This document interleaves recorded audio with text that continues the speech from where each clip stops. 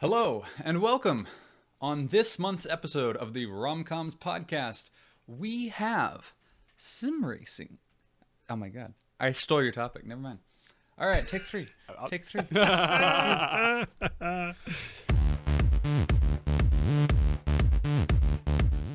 Hello and welcome to WromComms. On this episode of the WromComms podcast, Wreckfest 2 gets announced.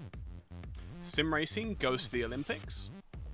And what's with the prices of DLCs at the moment? Rennsport and Le Mans Ultimate and so on. And we are over 9,000 subscribers! It's over 9,000! Yes, you are listening to the WromComms podcast, the podcast sharing the joy of sim racing and motorsports, made by the WromComms team. Thanks for stopping by. I'm Cody, and I'm your host today.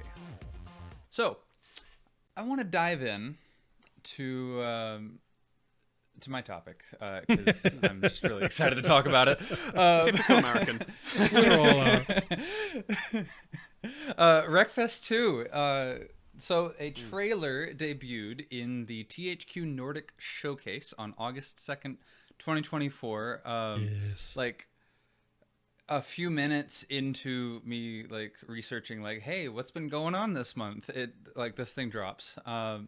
It features a 1 minute, 30-second clip of a guy with a gruff voice, the rough, tumble American machismo voice, right? Is alternating between caressing his 68 Mustang in Wreckfest, you would know it as the As Rocket, we all do. right? So, it's juxtaposed him like caressing this thing. Oh, you're so beautiful. Yeah. Sorry that you have had a rough day yesterday and so on. Exactly. And then there's him just absolutely flogging it in a race around a junkyard. He's cussing up a storm. Get off my track, right? Which is exactly how you play Wreckfest. So that was awesome. The graphics in it. You're driving like my grandma, and she's 6 feet under. You're right, yeah. And I mean, with some of the stuff he's saying, and he's like, "I'll put you 6 feet under next." It wouldn't be too out of the question. This is awesome. I did not know. I mean, nobody knew Wreckfest was getting a sequel. We are getting. Well, nobody publicly knew. Exactly. We are getting a revamped career mode, which is likely what the teaser trailer was getting at with the voiceover. I think it's the first time we've had voice acting in Wreckfest.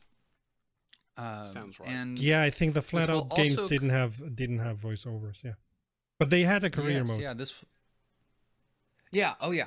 They definitely had a career mode. This will also feature 2-player local split screen, which is really cool. Wreckfest always felt like a good party game, and so now it can be more of a party game. So I'm very excited for that. It is also confirmed to be coming to PC, PS4, PS5, Xbox One, Xbox Series X and S, and Nintendo Switch. I did not know. Is Wreckfest 1 on the Switch? Yes. It is? On the Okay. Switch? So. I know it's on consoles, but on the Switch too? I know it's on consoles. I'm pretty sure. Give me a second. My keyboard is a bit far away. Yeah, if it is, like, I gotta wonder if they're gonna... Yeah. 22 Okay. quid on Okay. a shopping place. On a shopping Is place. Wreckfest All right. the best racer on the Switch? Might very well Probably be. not the worst. Yeah, it's just absolutely. good game. Bad. Absolutely. No question about that. There is only one other game, as far as I'm concerned, that that can compete with it, and that is Hot Shot Racer, which is That's what came to my mind. Yeah. yeah, such a good game, such a good racing game as well. But isn't Mario Kart also on the Switch? Oh, of Mario course. Kart is a trash tier game. We don't talk about Mario Kart when we talk about racing. I've actually keep my Mario's name out of your mouth. I've actually found is a very, very loose term. It's been on my watch list for ages on Steam. A game called Kart Rider Drift. Yeah. Which is no licenses attached to Mario Kart, and it has a speed mode which is racing with none of the items, which I think would improve Mario Kart immensely. I believe you can do in like a custom something or another. I think you can set up races. I believe without so. items. I don't think anyone does. But then it's like, what's the fun of it? If I want to play like a proper like racing game, I'm not pulling up a party kart racer. You know, if I'm wanting to like. Because I'm tired of absolutely crushing everyone in my life playing racing games to where they quit and it's not fun anymore. Racing with items allows me to play with actual friends around me who don't like live and breathe racing games all the time. Yeah, but you don't need to. You have a strange You just sort of start friends. last. Yeah, just all you do is you handicap yourself. If people start complaining, it's like, okay, I won't. I'll give you all a 10-second head start. Literally And done yet, that. that doesn't feel as fun. The thing is as well is they do actually have catch-up mechanics in Mario Kart as well, like natural catch-up mechanics. So you do get dragged back towards the rest of the field anyway. That's normal. Yes. Anyway, absolutely. back to Wreckfest. But anyways, Yeah. yes, Wreckfest could very well be the best non-Mario Kart racing game on the Switch. Wreckfest 2 coming to all platforms, not just next-gen platforms, but also PS4 and Xbox One, which is I'm actually a little surprised to see that they're still making this for the PS4 and Xbox One. I suppose they just reduced the quality of the graphics. Well, that's the thing. They're all AMD chipsets, aren't they? So once you've designed it to work on one AMD chipset, it's not as though you need to report it or anything. It's just reduce performance settings and ship it. Yeah. So the title will feature also detailed vehicle customization. There was vehicle customization in Wreckfest 1, a lot, but it seems that they're having a bit more of a focus on that. The modifications I found in Wreckfest 1 were all a little bit gaudy. Yeah. Which I mean, they were super fun, super really fun. Really not my style. Fair. Very absolutely fair. Not what I want to be doing to a car in any kind of sim. I believe there's a big Union Jack livery though that you can. Yeah, but only on the Mini. Yeah, but further away, not only the cosmetics, you could make you could make the motor better, you could make your car more resistant, but then it would weigh more, so you would need a better motor to be able to race as fast. But in case of a crash, which in Wreckfest is not something that you do not have, you would be able to survive it more. So it was not only cosmetics, but at the end of the day, it was just all for the fun of it, of course.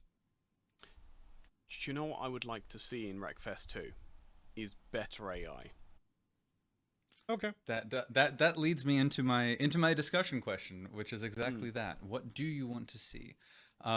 Better AI is a good one. I never had too many major complaints around the Wreckfest AI, just kind of understanding the limitations of things. But I think with the recent developments in the space, I'd like to see AI that carries things on. And if they're focusing more on a career mode, AMS2 style, or even like a lot of other racing games from the past, the kind of thing where you have a AI player character that, if you hit them, they'll hit you back and they'll remember that, Yeah. That would be amazing. Absolutely.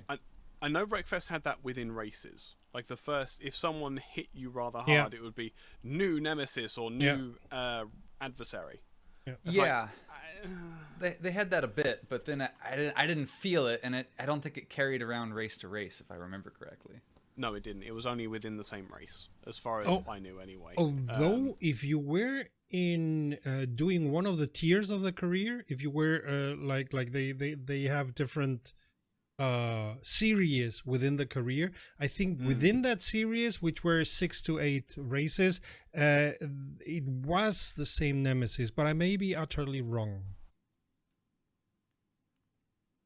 Yeah, I'm not going to tell you you're not wrong. I don't remember, but that might be the case.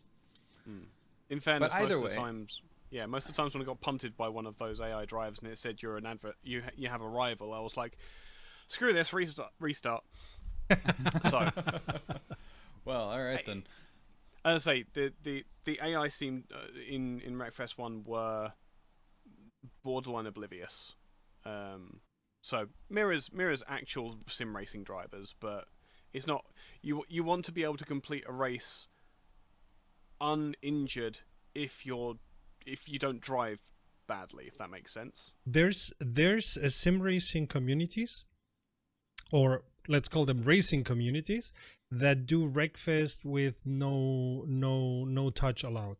Like, you are not Wreckfesting trying to destroy Right. the other ones, but I mean, there's gonna be contact because it's racing, and there is contact in racing. We do know that, but it's not the goal. The goal is to drive as clean as possible and to drive better than the others, which makes it very interesting up to a point, because the tracks in Wreckfest are very interesting.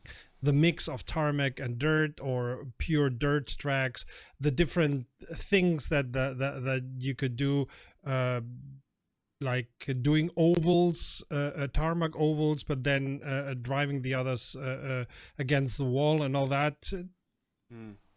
So from that part, you were talking about what my wishes are, is don't change the force feedback, which is excellent in Wreckfest, and keep the enormously different tracks and ways to drive around.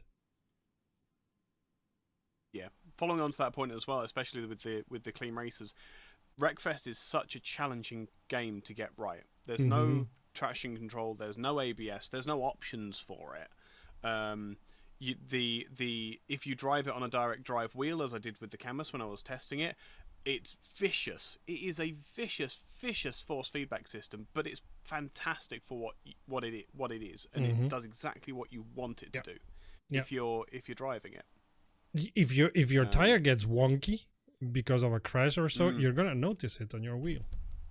Yeah, for sure. it's great. It absolutely hope that it's all in essentially the game part of the game rather than the physics part of the game. Yeah. Is there anything you want to see, Cody? Yeah. So the career mode stuff is actually kind of the biggest thing for me. I really like the idea of there being maybe a little bit of story to this. I remember the thing that I actually think about is the original Grid, and then Grid 2, the immediate successor. What were they called? The Ravenclaw? Yeah. Yeah. Like you were going up against this like rival faction, and what I really loved was the what's up? That was so hard to beat. So I think I mentioned this off camera at the last episode, in the last episode. I don't think I mentioned it on camera, but I felt very proud of myself because I beat Grid in high school on a keyboard and mouse. I did not have a controller. I certainly didn't have a wheel, and so arrow keys. I defeated Ravenclaw in the final the final battle around Le Mans in the original race driver Grid. So there's my flex for the day.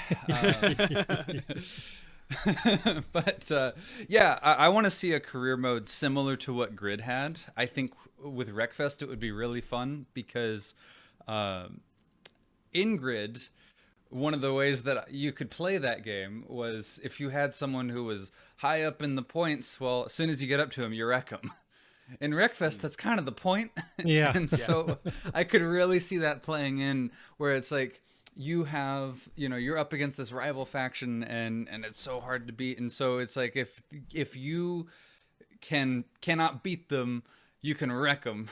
That feels very in line with the Wreckfest ethos, and I think some level of story, adding a level of consequence to who you're crashing into, And then I think also allies. If you have someone that you don't want to get wrecked on the track that you're trying to protect, that would also be pretty interesting as well. So I would love to see that. Oh, yeah, so yeah, exactly. Yeah, yeah. next time I talk to the Wreckfest people, I'm gonna tell them to use the claim: if you can't beat them, wreck him. Oh, it's a good line. It's a good line. There you go. Well, It's it's based on what It's like I work Cody in said, branding so. or something. Yeah. No, it'd be super interesting if they added costs to the repairs of the cars. Well, they did up to the repairs. No, okay, yeah. Mm-hmm. Yeah. You get a fresh car every time. Imagine if you buy your one car in the career mode and you have to spend money to repair it. Mm-hmm. That would be a very different So type of so game. you can use different strategies. Either win because you wreck everything, but then you spend most of the money in repairs, or get second, third, fourth because you've been careful, but then at the end you have more money and can put that into your motor or something like that. Yeah, that would get interesting. I will say that having been playing the BeamNG career mode a lot lately, because I've been getting more into BeamNG lately, which seems to be a trend. Me following the average gamer, like Assetto Corsa is my main, and then BeamNG is something that's been growing It's lately really in what I've been addictive, isn't it? playing. Yeah, absolutely. But yeah, in that they have pretty much exactly that system where if you damage your car in any way, you've got to pay for repairs. They go further and they have like insurance, and so like you hit your insurance deductible, and then your insurance pays it, but your insurance rates go up. That's my least favorite thing about the BeamNG career mode. That's one of the things. Yeah. It is a challenge. It makes it a challenge. I get that. I understand. It makes it more realistic. That's not what I want from Wreckfest at all. Well, that would take so say, much of the fun out of Wreckfest if I was just so concerned about crashing into anybody that I didn't want to crash into anybody. I can't think of an idea that I would want less from Wreckfest. You can make it a toggleable option. Yeah. I'm cool with that. It's not the end of the world if you want it. Like that would be a level of difficulty. You can do nothing to the AI and bring in a finance system, and that will change the difficulty of the game over. Like that will notch the difficulty up a step, because, as you say, you are making decisions based on how much can you afford to lose here. If I T-bone this enemy, how much is it gonna cost me? Yeah. Yeah. And obviously some people won't like that, yourself included. I would love that. That would be amazing fun for me, because you could crash someone out and bankrupt them. Mm-hmm. Yeah. You could also get crashed out and bankrupted through no 100%. fault of your own. Yeah. And that would suck. That's the risk you take. I get the feeling that they're aiming for Christmas release, because if they're announced. No, they haven't. I know, but if they announce it now in August, saying "Hey, coming soon," and they are preparing to release it in all consoles known to mankind and PC, and I do very much hope that crossplay will be there from day one, which took a little while to do with Wreckfest 1. But if they have crossplay in there from day one, you're gonna have a lot of people playing it, because the multiplayer was always great and was always fun. And as I said, it's the only racing game where you're smiling from ear to ear, even if you DNF. Yeah, one of the big complaints I have about ACC is, unless I'm in a race, I'm not enjoying myself. Oh, you froze? My internet. I think we lost Ike for a second. You froze, he's back mate. now. Yeah, I was gonna say. Yeah. Okay. So the last thing we heard was unless I'm in a race. Oh, beautiful. Yeah, unless I'm in a race with people, or I'm practicing. Like, practicing in ACC is not fun. It's not something I'm not practicing because I enjoy driving. I practice because I want to be competitive. Whereas in R Factor 2, Wreckfest, BeamNG, you drive because it's fun to be in a car. It's fun to drive those cars. So, if they can, I'm curious why you differentiate ACC and R Factor 2 in that regard. Because I don't like because the force feedback, even on a direct drive in ACC, is trash. Okay, it's fair. awful. By Okay, comparison. fair. There is no comparison. I like it, but I agree with you that the force feedback in R Factor 2 or Automobilista 2 is better MS2, yeah, defined, sorry, yeah. better, more detailed somehow, more understandable. Yeah. If Razer can source out AMS2's online system so that it's reliable and it works, we can forget about all the other sims. It doesn't matter. We can just go to AMS2 and forget about everything else because the breadth of variety that they have in their content. But it they seems have to be a every big base that you could possibly want covered. They've been working for years. Why? So there's also a couple of other small things. I didn't put them in the doc, but THQ has been busy. They have released 2 updates for Flatout and for Flatout 2. Oh. Yes, those. Ooh. Yeah. Big modernization update to bring them into the modern world. Better graphics? They got widescreen support. They have, I don't know about like overhauled graphics, but they've improved the model pop-in. They've fixed various texture issues. They've added Steam Deck support, Steam Cloud support, Steam Workshop support, so people can put their like mods and stuff on the Steam Workshop. Right, and this is for both Flatout and Flatout 2. Cool. Yeah, and then I think they've also for Flatout 2 enabled the multiplayer again, hosted by OpenSpy, this thing called OpenSpy, and so they're not hosting the official servers anymore. They went down a long time ago, but now like multiplayer is alive again on Flatout 2 with this like OpenSpy support. So pretty darn cool that they released. They're not forgetting their old titles. On Wreckfest, they released a couple of flashback tracks that were the tracks from. I think it was one of the Flat. Yes, yeah, they did. With the 8-bit graphic quality. Back. So but it was just made for fun. Like we know these are old graphics, but we are publishing it with old graphics because that's what we want to do. It was funny. You can tell the difference between when something has bad graphics because it has bad graphics, and it has bad graphics because they intended it. Yeah. We did this for a reason. It's an art choice. And you're freezing again. Why? Uh-oh. Why is my internet being I don't know. Trash? I don't know.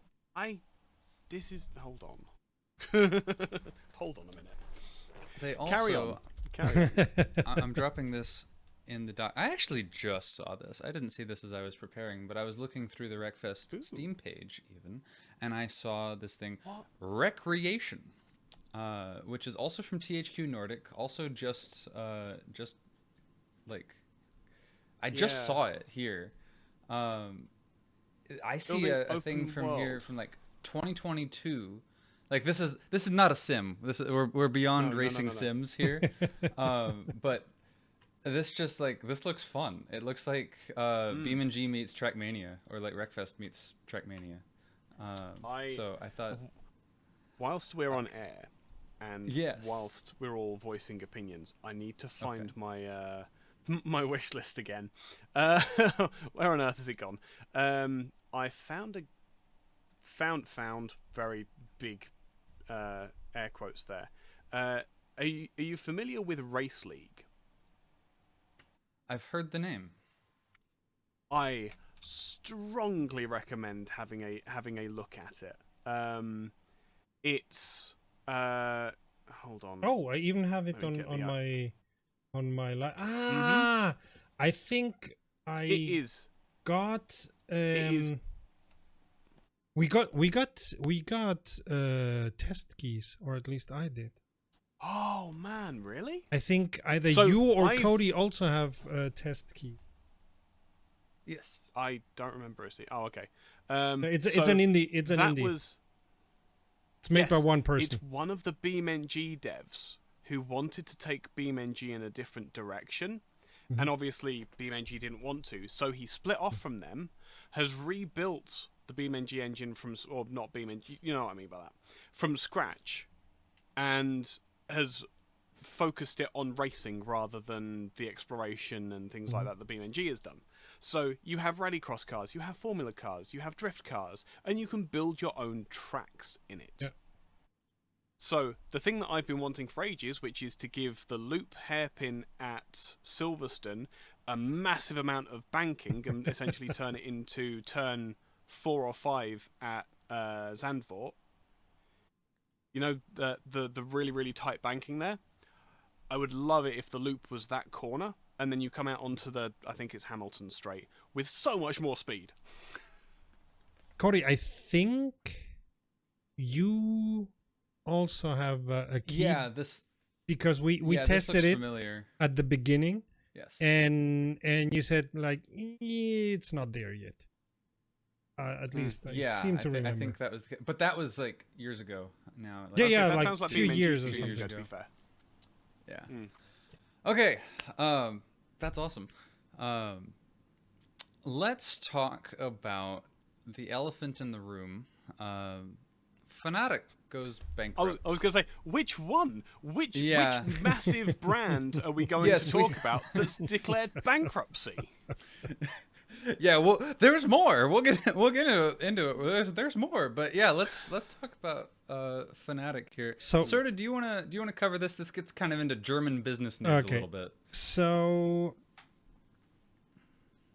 what we knew at the beginning of the year was that Fanatec, or Endor to be precise, like if we talk Fanatec, we're going to talk Endor, because Endor is the company, the public company that at the end of the day owns 100% of the brand Fanatec.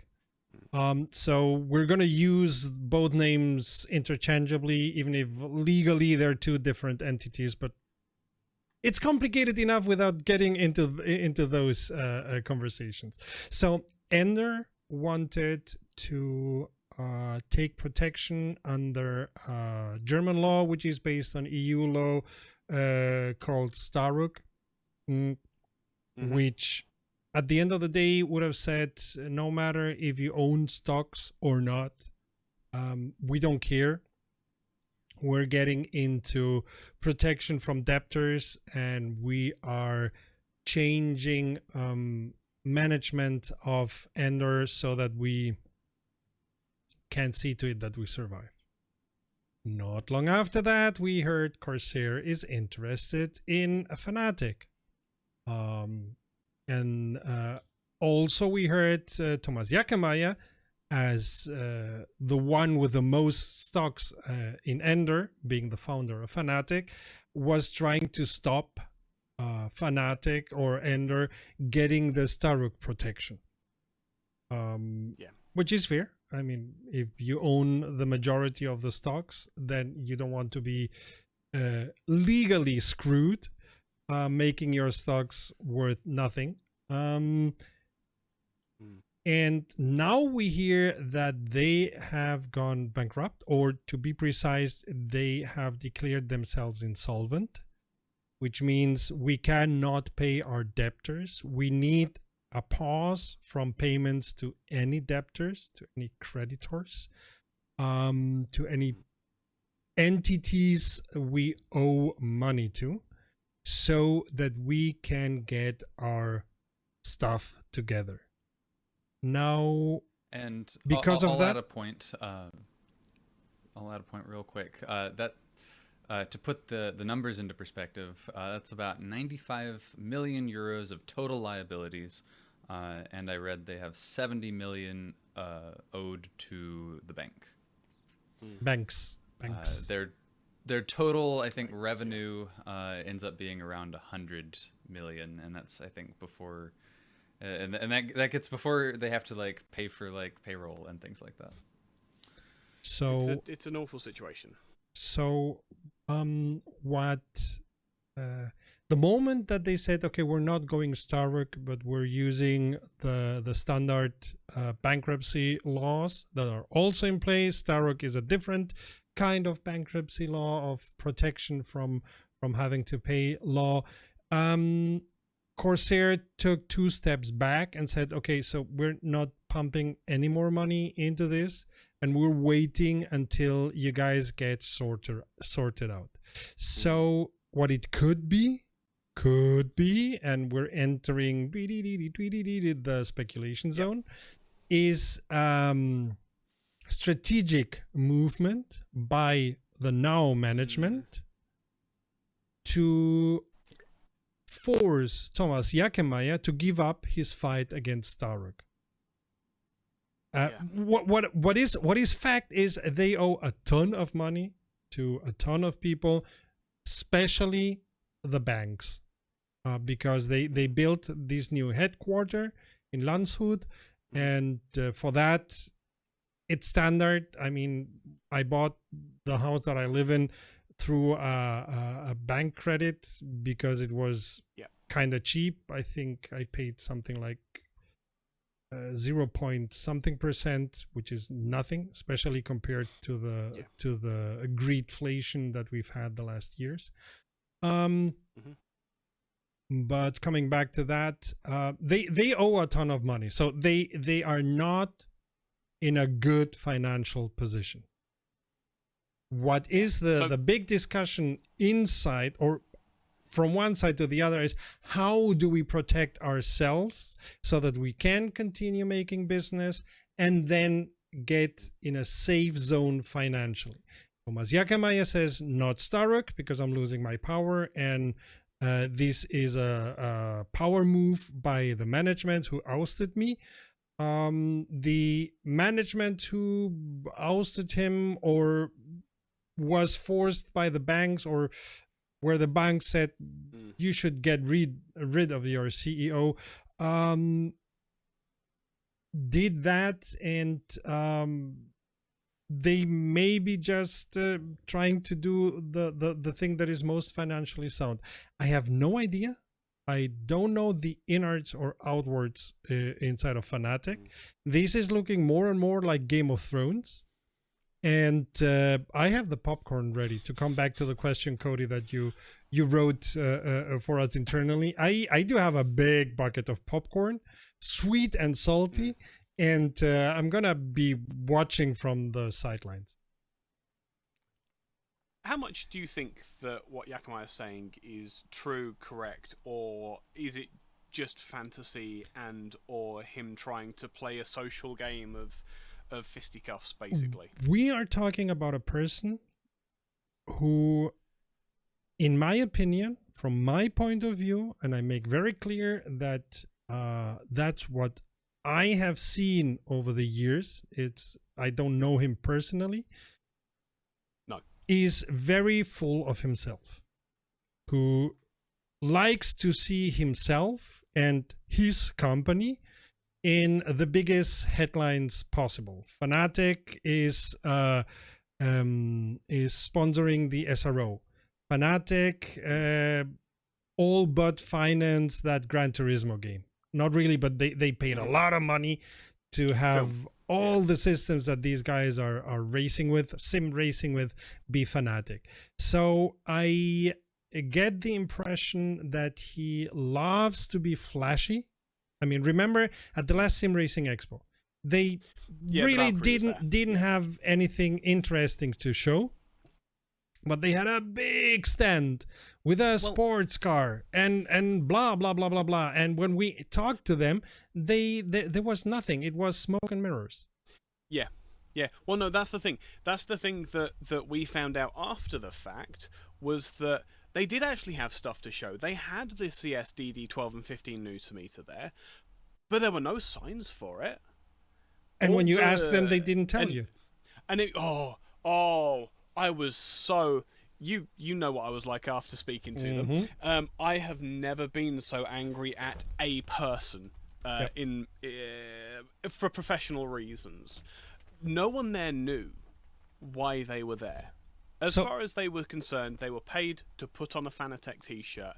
I asked them, what have you got to show to us? And he showed me the rally button box. Yeah. So coming back to your question, I get the impression that Yakamaya loves to see himself in a good position of be seen as the hero and the one who is doing everything right. While I do consider that the public relations that Fanatec have been running, especially considering also that they had enormous issues with their after-sales support, it has not been up to snuff. Therefore, I tend, and I'm very careful with that because I do not have enough information, I tend to say that Thomas Yakamaya is trying to save face or is not seeing that his way was hurting Fanatec more than it was helping. On the other hand, I may be so completely wrong. Yep.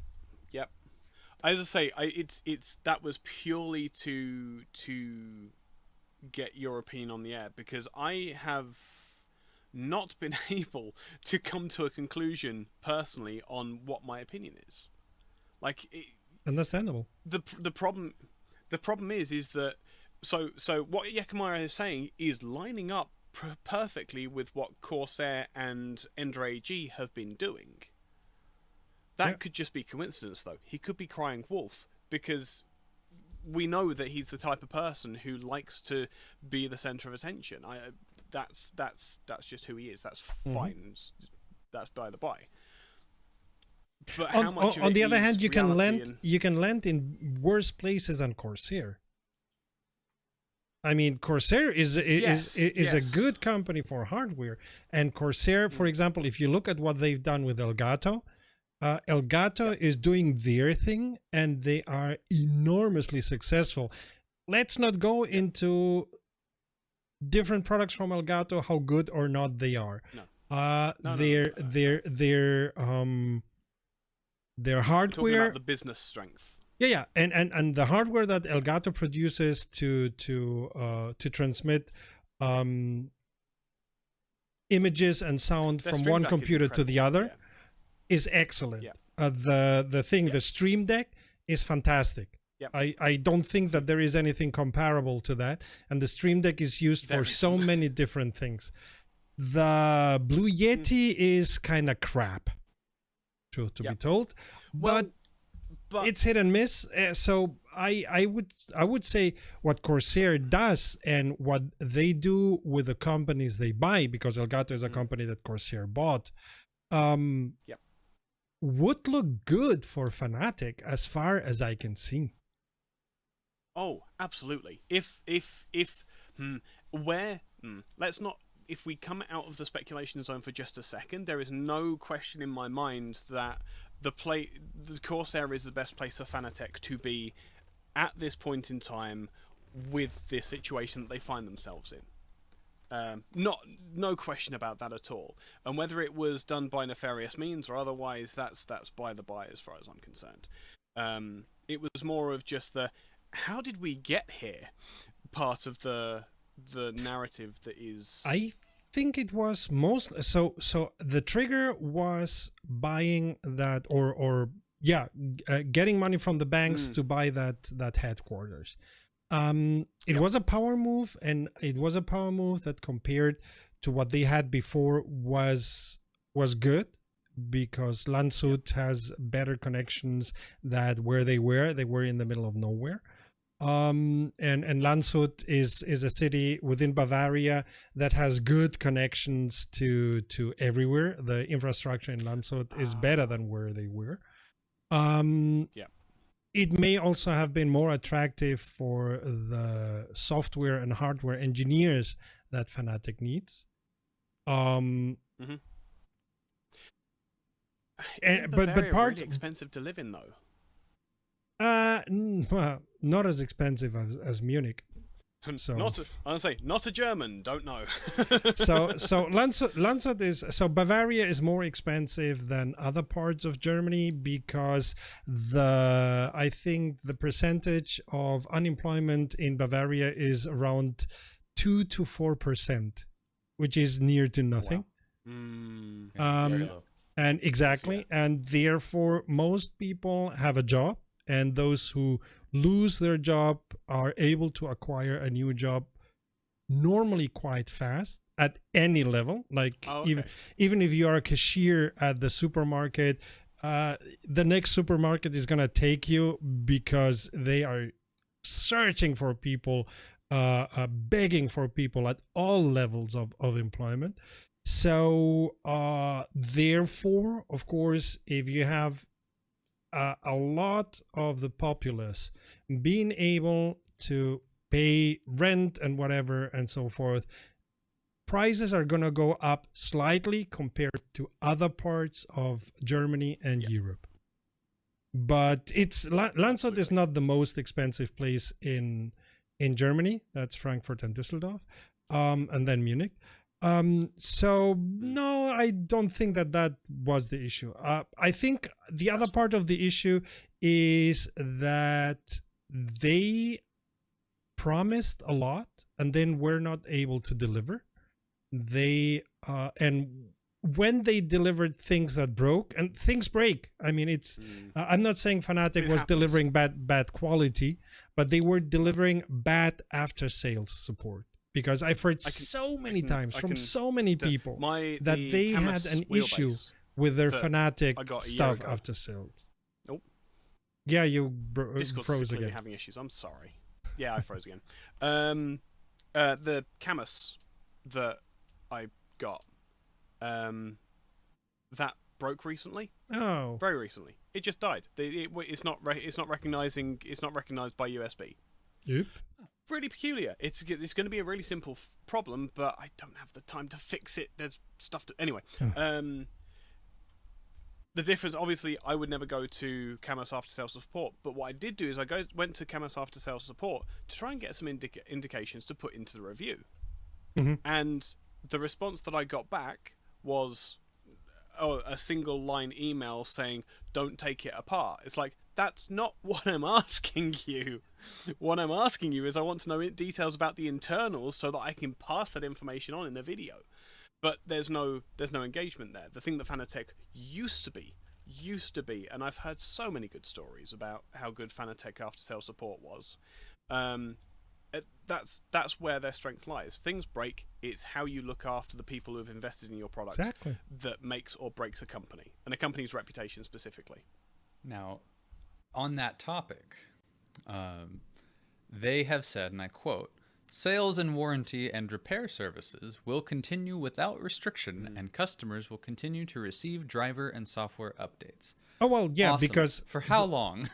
The way that they've gone into bankruptcy, you also were asking, Cody, is a way that keeps management in place, but all decisions by management are controlled by a person appointed by a judge who is overseeing the bankruptcy. So I read the name. It's a lawyer that is specialized in these kind of things. So the management is in place, but they won't be able to, or they will have to put any of the decisions that they make through that lawyer, and that lawyer has a veto. But what they are trying to do is saying, we want to fend off having to pay our debtors for a while. I would have to look into the law because all these things are complicated, but I think it can run for a while. They have to talk to different people, and then enter conversations with the debtors on a new paying plan. But for now, the way that they have gone into bankruptcy, the protection that they have taken by law is that there is somebody overseeing what management does, but management is still in control of the company, and the company is still working as it did before. Okay. Yeah. Well, they Interestingly just- enough, they are not in the list of exhibitors for the Simracing Expo. Wow. That's probably That's probably for the best. unnecessary Yeah. expense. God, could you imagine? Could you imagine trying to speak to punters and media when you work for Fanatec and they're at Simracing Expo? It was hard enough last year. Imagine if Yeah. they're Oh, there my this year. goodness. There's only going to be one question. How I do long feel are you for them. still alive? What are you doing Yeah, here? right? Right. Yeah. How long is my Yeah. device going to be supported for? Yeah. Well, here's the thing that they wouldn't even know the answer, because I don't think they trained the people much last time around. Nope. And maybe that was a sign of things to come. Whereas like, hey, we can't afford training for these people, so we're just gonna like put them out there and say good luck. No, I think that's been was it? part and parcel of what Fanatec has been doing for years. I've been at the Simracing Expo since 2017, and it's always been I can't hear you guys. You guys are underwhelming. frozen for me. Uh-oh. Yeah. I think now Yeah. Cody froze. Yeah, Cody froze. Okay, I'm back. Hello. Hey. Yes. I say You what guys I was froze what I for was me as going well. to say. It seems to be Discord that's just having issues. Yep. What I was going to say is, you did say to a certain other person who shall obviously be remain unnamed, that the majority of people on the show floor, as far as SRE is concerned, generally students, generally untrained, generally trying to get experience before they go into the wider world. You know who I'm talking about, don't you? Mm-hmm. Do you remember that conversation? Yeah. So we're in a very fortunate position in sim racing that it's very easy to get clued up if you're an engaged person. But if you're not, obviously you get what Fanatec had last year and things like that. And we influencers, media, journalists, whatever you want to call us, have also the great luck that there's so many engineers that are doing sim racing stuff that when you talk to a representative, that person would be able to tell you the details, because that person almost assuredly is an engineer of some kind. Yeah. While we're Very, on very the lucky. topic of bankrupt German companies, Oh, Le Mans Ultimate. oh, there's that too. But no, what I was really wanting to talk about, Recaro Automotive has filed for bankruptcy. And now begs the question, Recaro Automotive, why would you call them a German company? are they not based in Germany? The factory is based in Germany. The company has been owned since 2011 by US American companies and is right now owned by a company, a private equity company, not a private equity company, but a private equity company based in Michigan. Okay, so that is the venture capital main ownership. However, they have filed for self-administration in German bankruptcy court. So there's the German connection, and this is the Recaro holding that is like headquartered in I believe Stuttgart. So they are, for all intents and purposes, German. They were, yes, bought by venture capital, which is why probably what we're going to talk about has happened. But yeah, so they are a company. If you're unfamiliar, if Recaro is a foreign word to you, most of their business is in high-end real-life racing seats. If you are springing for the expensive option on your new sports car that you're optioning out, there's a good chance that's going to be a Recaro seat. If you're in a GT3 car or equivalent, there's a good chance that that's going to be a Recaro seat. They Or do Sabelt. also have a sim racing seat division, and they had been working recently on some new developments on force feedback actuator kind of force feedback built into a seat. So they're not the only ones working on that. Let's be careful here, because we're talking Recaro Automotive. Recaro Yes. is a company building seats, airplane seats, and gaming seats.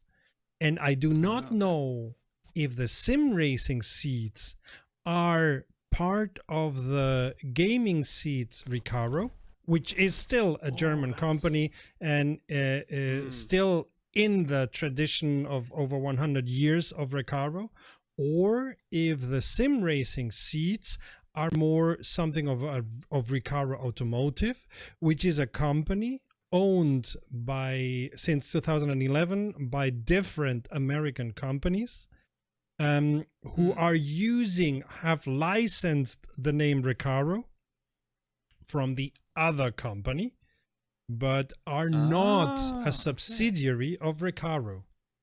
So the ones that went bankrupt are Recaro Automotive, who produce seats under the name Recaro, which they have licensed from the other Recaro company that produces airplane seats and gaming seats. And I do not know. I have not found out. I searched like crazy. I do not know if the sim racing seats are made by those who do the gaming seats or by those who do the automotive seats. Yeah, it sounds like it would be for the gaming seats, just intuitively, because I'd say so, but I have not found any precise information on that. Yeah, but again, look at Sabelt, who their sim racing branch is entirely owned by the motor racing division. The same people that build and fabricate, let's say, the aluminium rigs are the same people who make roll cages or roll cage kits, let's say, and seats, as well as the other seats. And so all that yeah, stuff. so it's there is no clear cut line, or we'll find out soon enough. Yeah. Okay. But also that bankruptcy has gone into protection in a way that they will try to pull themselves off by their shoestrings. And in this case, which is different from Endor Fanatec, in this case, the union has something to say.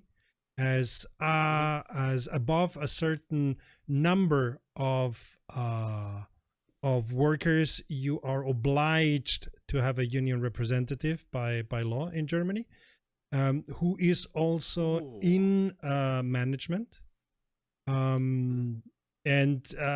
So there's different. So I think it's above 15 people. The workers can themselves decide to have some kind of worker representation, which often enough is done through one of the unions that are existent in Germany, because they know their stuff. But it doesn't have to be. It can be just a worker representation. And above a certain threshold, you are by law as a company obliged to have worker representation and worker representation within management.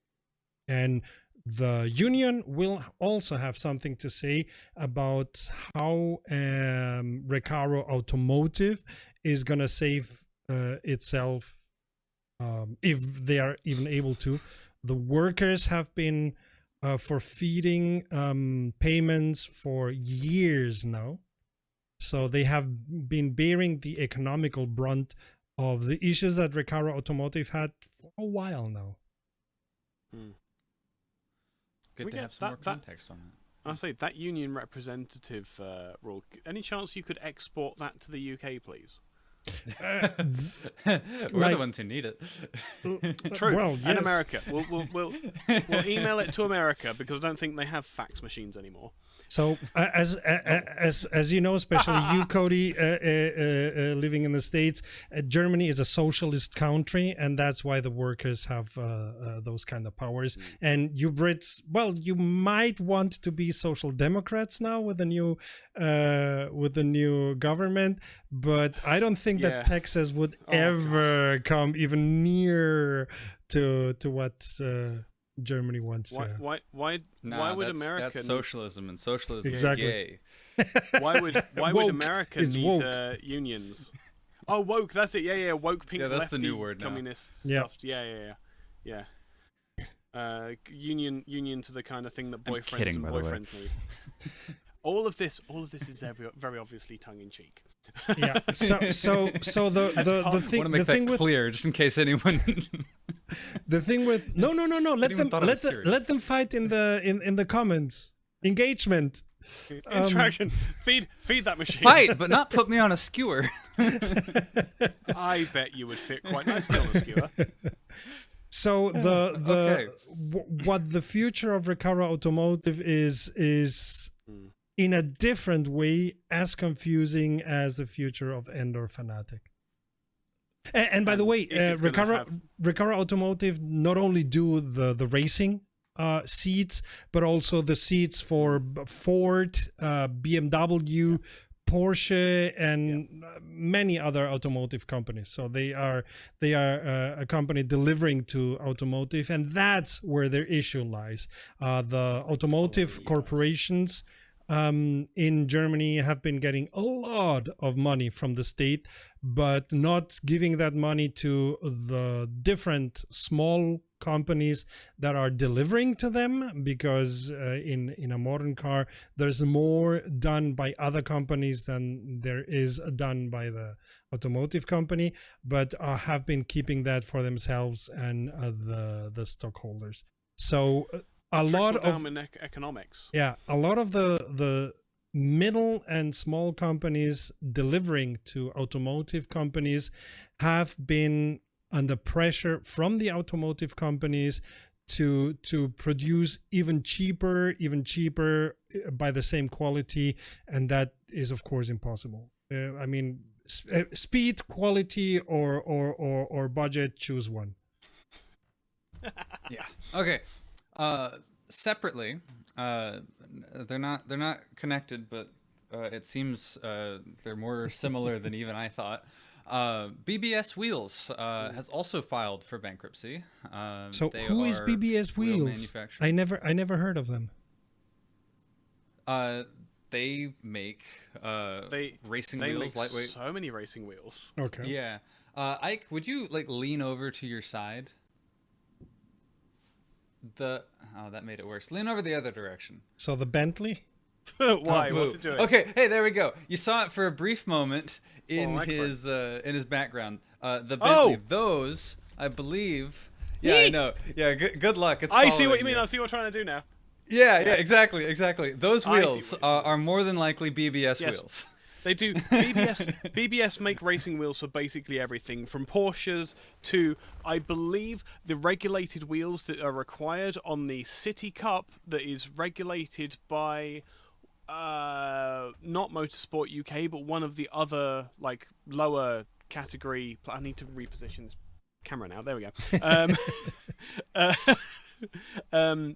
All the way down to City Cup, the regulated wheels are BBS wheels, and it is in regulation because they need to be a specific size, a specific offset for BOP and regulatory purposes.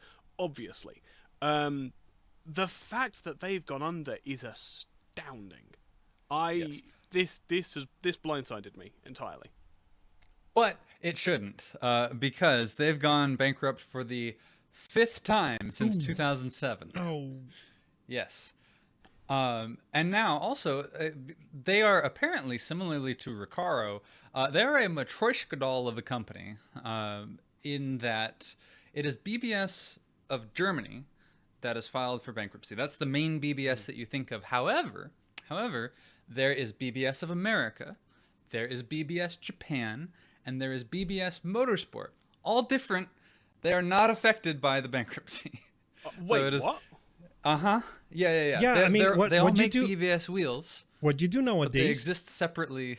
what you do nowadays is you divide the companies either by region, mostly because mostly for tax reasons, or you divide the company by verticals, by which market are you delivering to, or which market portion are you making your products for, so that when one market breaks down, when one regional or vertical market breaks down and you have to close that company, it's not your whole corporation that goes bankrupt, because you then close that subsidiary.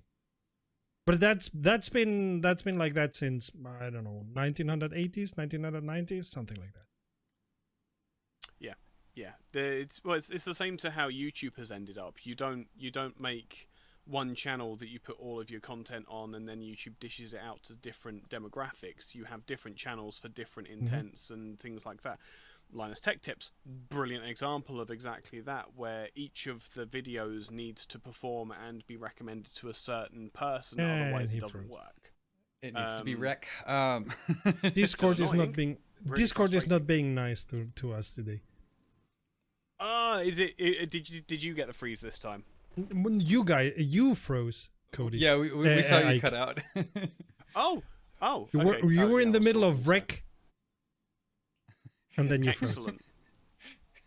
Excellent. All I said is Good work.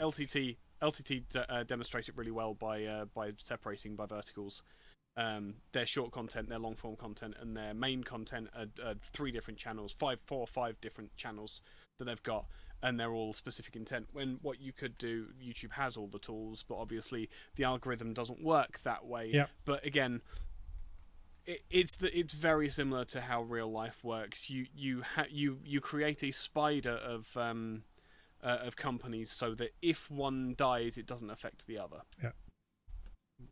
If Which one makes it- leg breaks, you still have 7 others. Exactly.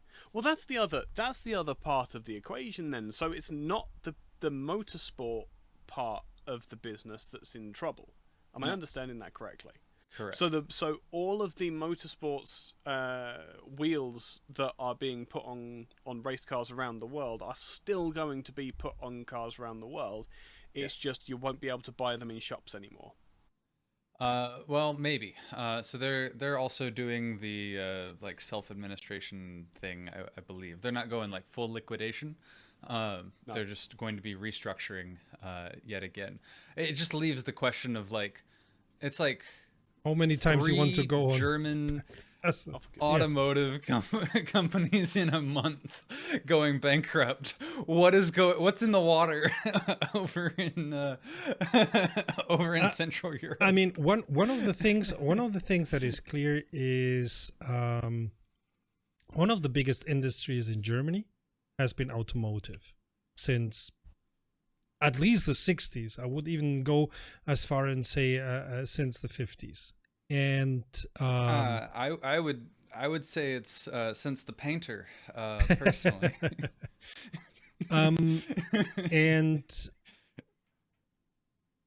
as I said, they have been penny pinching a lot. They have had these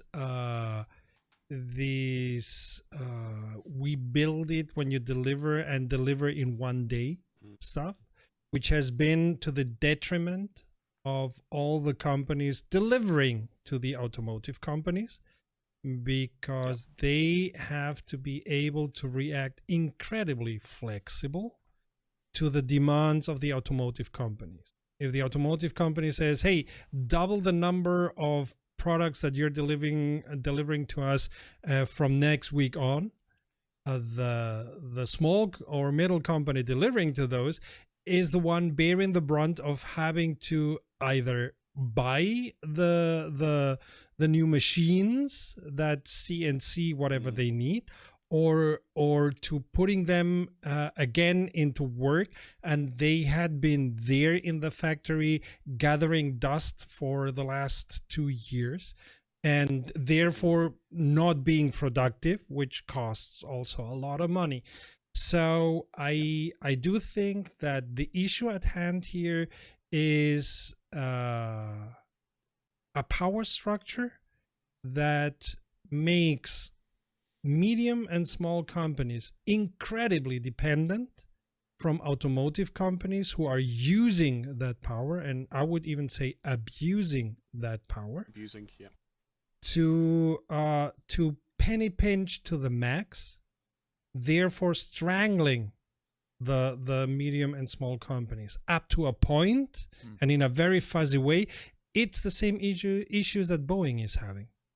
Boeing is getting delivered lower quality than expected because they have been penny pinching the companies delivering to Boeing to such an extreme that these companies are not being able to make ends meet if they keep the quality. And because of other stuff, deregulation and so on, you have to thank Reagan for that.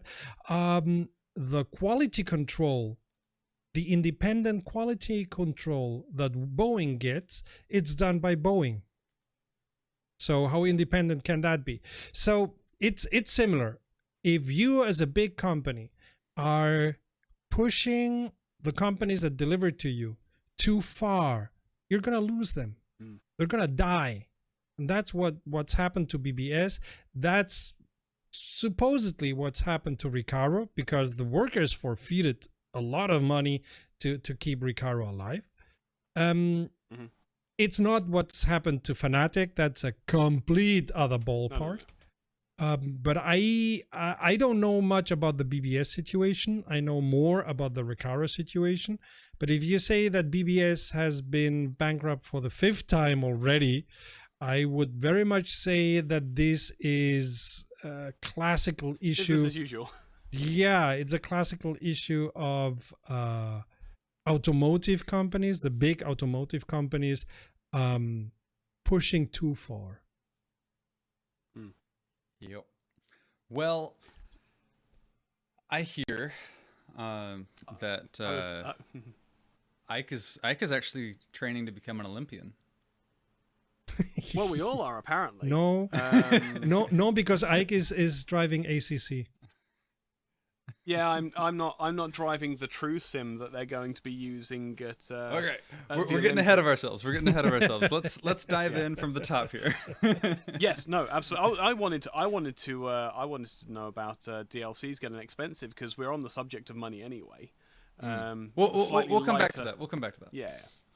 Yeah, no, really, really interesting announcement. I mean, this has been a couple of months in the making. We've commented on it a few times already, but it's official. Esports are going to the Olympics. They have a few times now. But Simracing is now going to the Olympics. Probably. Kind of sim racing. Most likely.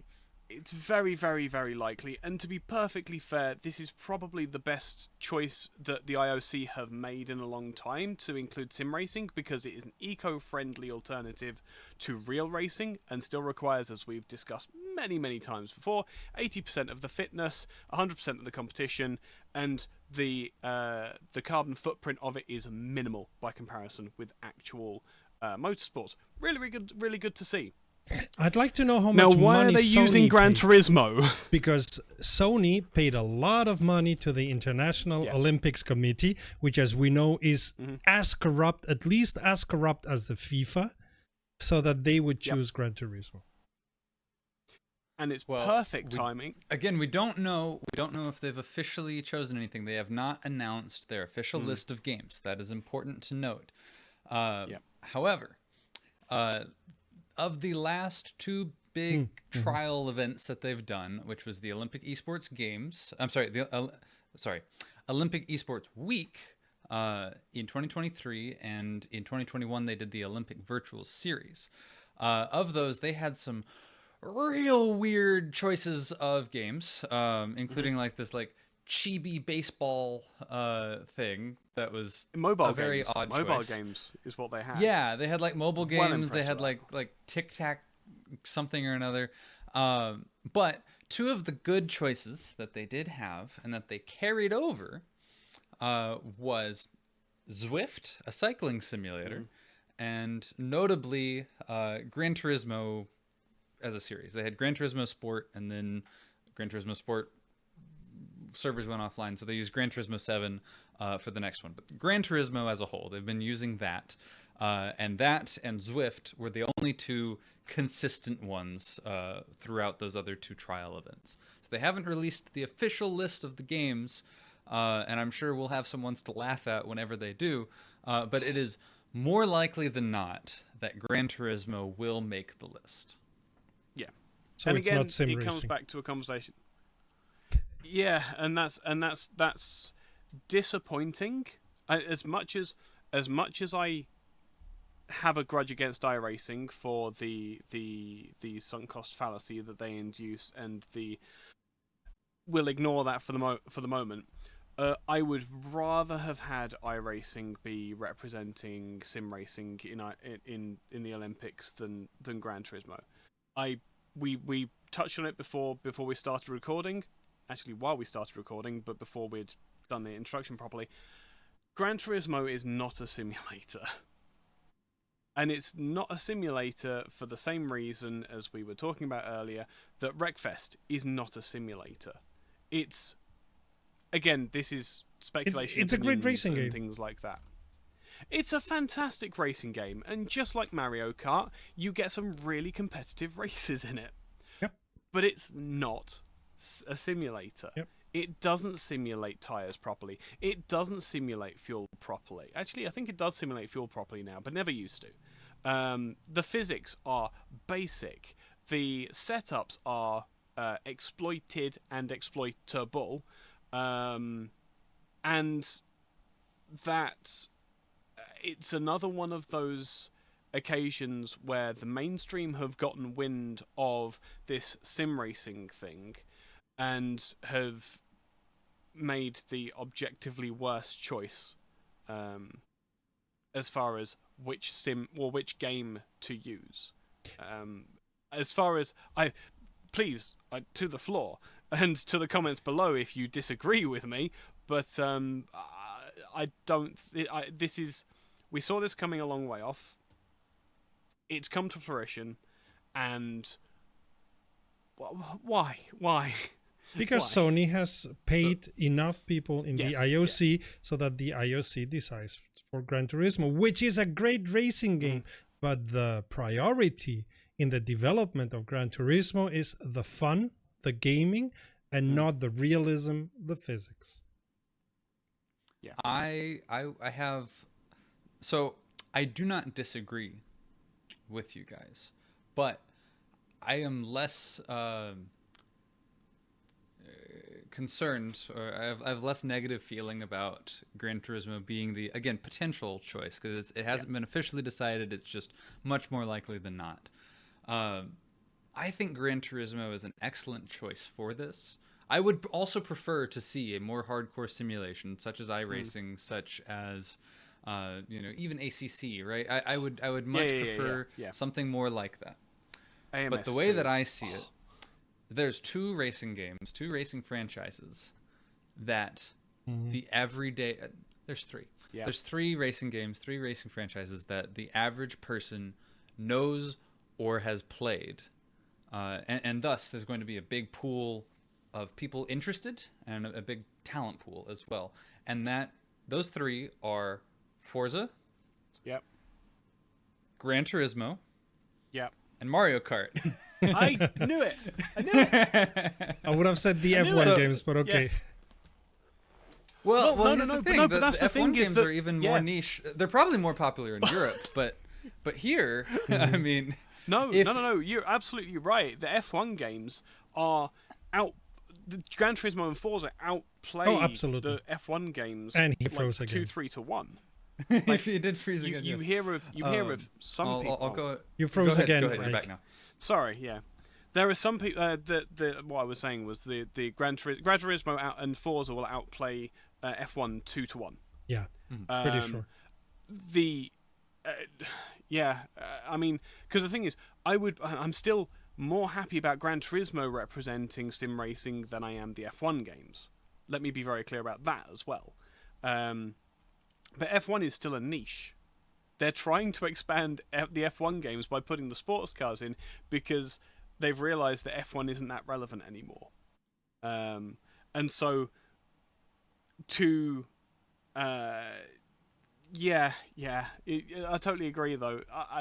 Mind you, here's the question: is would you rather have Gran Turismo representing sim racing or Mario Kart? And he froze again. Cut out Discord again. is Would not you rather have nice Gran to us. Turismo Good grief. represented?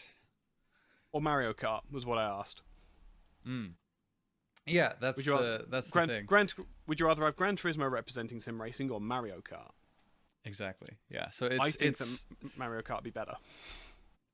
oh oh, that's exactly the opposite of the conclusion that I would come to. Oh no! Right, okay. So, what are you trying to achieve? Are you trying to achieve realistic racing, or are you trying to achieve the atmosphere of sim racing? I would argue that Mario Kart exemplifies sim racing way better than Gran Turismo does. As far as the competition, if we ignore the physics, there will be more demand for Mario Kart, and there will be more upset with Mario Kart, which will grab more headlines and blah blah blah blah blah.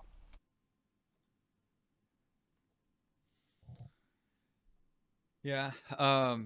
I think that's the thing. Gran Turismo, as far as mainstream to sim ratio, it's the sweet spot. And so to me, it makes a lot of sense. It makes a lot of sense beyond any Sony whatever IOC corrupt. That none of that is known. None of that is. It's all just speculation. Oh, the corruption of the IOC is known. Oh yeah, of course. No, but it can be assumed that everyone is throwing money around to get their name in the headlines. Again, if the IOC was actually interested in representing sim racing properly, you would see iRacing, AMS2, ACC, or even the original Assetto Corsa or rFactor 2 coming to the fore. That they're using a console title in the slightest shows that there's no interest there. But you're absolutely spot on. As far as a cross-section between existing influence and knowledge and the realism argument, Gran Turismo is absolutely there. Yep. Now, there is kind of a dark underbelly to this story. And even darker. Depending on how you feel about it. Yeah. So, rather than rotate locations every 4 years, like the summer and winter games are, I might have cut out there. No, I did. No, you didn't. Oh, okay. Rather than rotate locations every 4 years, like the summer and the winter games, the esports games are going to be held starting in 2025, solely in Saudi Arabia for the next 12 years. There's the corruption. I wonder how much money they paid for that. As much money as they paid for professional golfing, they would expect. Ooh, and he's gone because he needed to refresh something. But yeah, so this becomes the latest green sports in a bunch washing. of sports. Yeah, exactly. Saudi Arabia has just been collecting sports like infinity stones to their stated purpose in this is to steer their economy away from reliance on being an oil nation, and it's like just part of that. But I think a big part of it is like when you think Saudi, think all those wonderful sports you like, and don't think about our human rights record. And see all the women we sent to the Olympics? Yay! And see how they're all covered up? And they're gonna be all playing in that science fiction city that is a line that they want to build, which is so incredibly stupid, and it's the typical dictatorship power play of, look, I'm building a new city, because that's what Al-Sisi in Egypt is doing too, and all that. I'm building a new city which is more modern, and I'm building everything anew, and don't look at my friends getting all the money for the city for building all the buildings. That does not have anything to do with my decision. I see you two watch Adam something. Yes, but I knew of all that stuff. Yeah, I didn't. I'm an engineer. I do engineering things, and I stick in my little bubble. So he is my my information for other despotic things going on around the world. But speaking of, the announcement of the IOC possibly using Gran Turismo also lines up absolutely perfectly with a really, really big Gran Turismo update that had no bugs or problems or issues whatsoever. Boinky, boinky, Yeah, boinky, they boinky, added boinky, the boinky. What? Eiger Norwand. They added 6 new cars, and they made a bunch of cars fly. Look, And they turned it are into Assetto Corsa. they are further into what the future of the automotive industry is than all the other producers, because they have flying cars. Okay. So if you're in unfamiliar, tune with Elon Musk. yes, if you're A unfamiliar, genius, an unstable genius. yes, yeah, there you go. They've overhauled the physics engine, and this has been generally well received. People say that the cars feel more planted, they're more responsive, Unless they it aren't. handles more like a sim, right? However, some cars in certain configurations, and at least one car, the Volkswagen minibus, just in any configuration, whenever set up certain ways, they will bounce and spin and fly and just like go haywire. They won't sit still. They'll be like an ADHD kid in timeout. They absolutely just go everywhere. Did they have somebody programming the physics that was before programming the physics of Project Cars 2? You beat me to it. Yes, Yeah, no, so- that's exactly the thought I had. Was I remember that bug? Do you think it's a completely bespoke custom physics system they've just shoved ISI engine into Gran Turismo? So Unchanged. the really funny thing is, in Assetto Corsa, I've done a little bit of Assetto Corsa modding just to tweak some things. If you set certain suspension values to negative by mistake, it will do what this Gran Turismo bug is doing.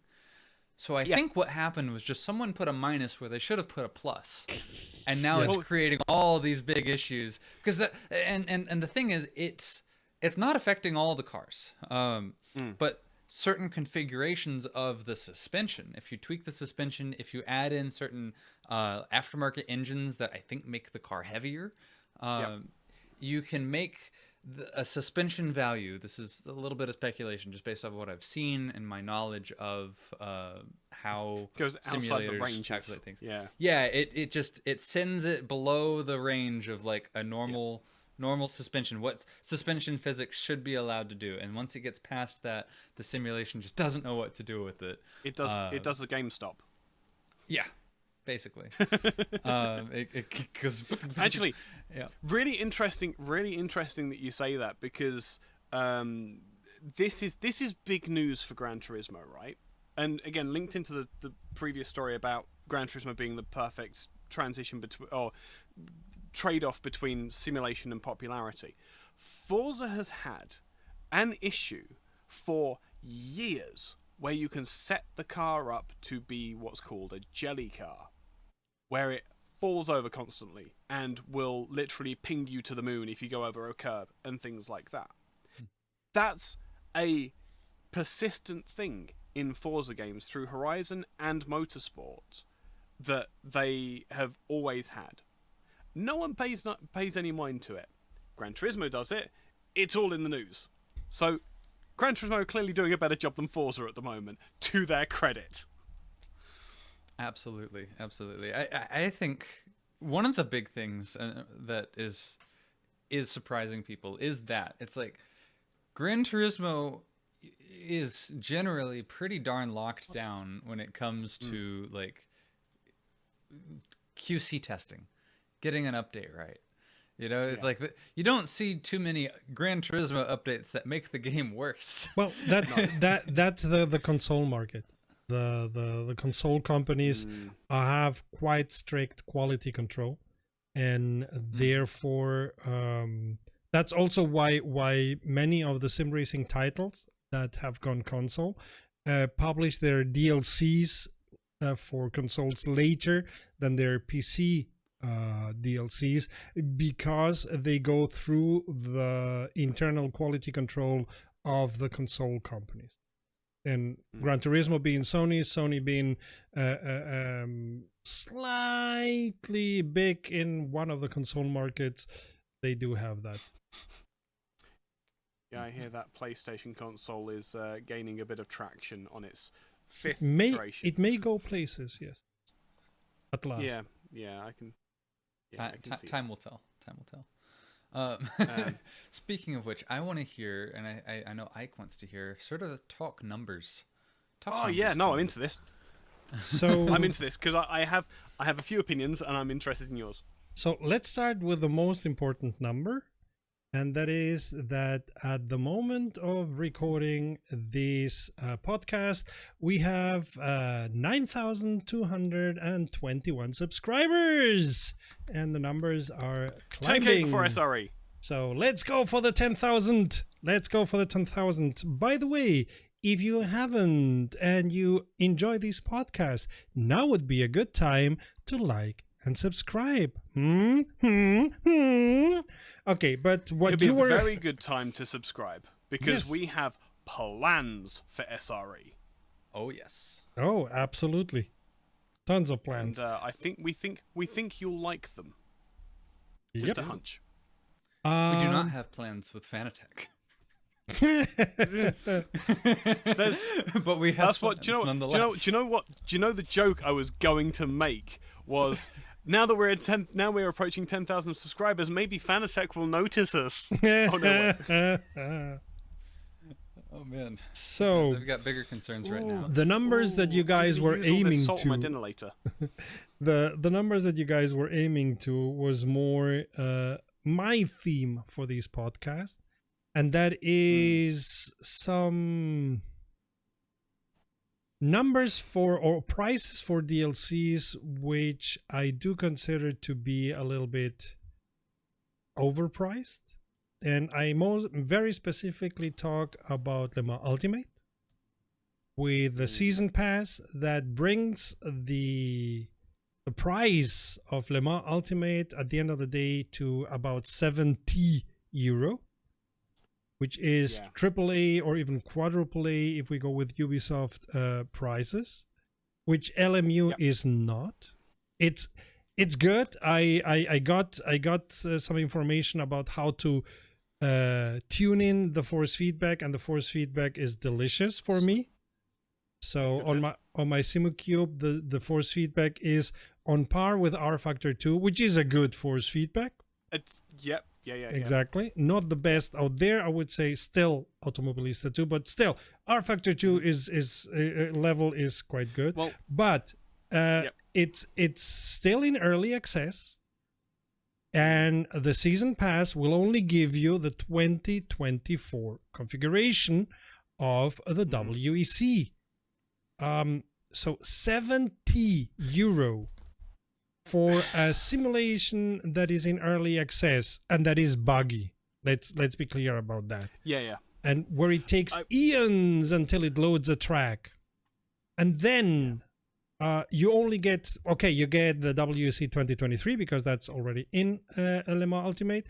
But for that money, I think it's something like €50 or 40 something euro, 50 USD, whatever. For that money, you are paying €70 at the end of the day for WEC 23 and 24. In my opinion, and also compared to the other sims, that is much too much. Second point. Wait. Yeah, go. Wait. Wait. Yeah. Rennsport went open beta last month, about beginning of July. At the same time, they published a DLC, or 3 types of DLCs, which were giving you almost the same. I mean, all DLCs gave you Nordschleife, And Yep. I think the second Porsche. most costly and the third most costly gave you also a Porsche. The newest Porsche Rennsport. No, I think the lowest tier Yeah. does not give you the Porsche, if I Doesn't remember give you correctly. the. Oh, And- we'll have a look. And Give me a moment. the most costly DLC, I think it's the gold level, if I remember correctly, cost €70. I'm paying It's nuts. It's nuts. I'm paying €70 for Nordschleife and a Porsche. Excuse me, what? I why? Yeah, go ahead.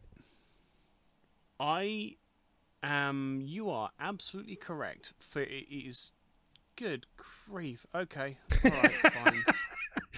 And that's 40 Ladies and gentlemen, euros for you a are Porsche seeing Rennsport. my feelings last month in real life by Ike. Thank you for that performance. Yeah, and Oh 70, no! It's not that bad. No, I knew there was something. So the Porsche 911 RSR the Rennsport. I was gonna say you finished with the introduction at least. Me, yes. Sorry. Absolutely. Go ahead. Yeah, okay, right. So it's not as bad. It's not as bad in Rennsport as it looks. And I am much less inclined to begrudge Rennsport to get some of my money because they've been in closed beta for the past year and they've been operating on zero income as far as getting the game running is concerned. No issue with that. The gold pack gives you the Nordschleife, a car purchase credit, which is going to be worth £8 or so on its own, at least. And a Golders Founder Pack badge, which is immaterial and NFT nonsense. The GT3R Rennsport with an exclusive VIN, ignore that,